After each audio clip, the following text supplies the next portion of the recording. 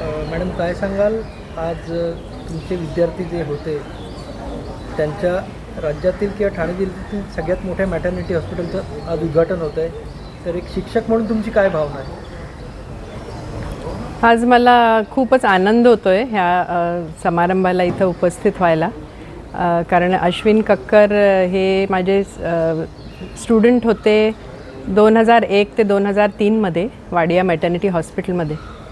आणि ते खूपच म्हणजे खूप मेहनत करणारे आणि पेशंटना अगदी व्यवस्थित बघणारे डॉक्टर असे आपल्याला ॲक्च्युली असे आढळत नाहीत सहसा.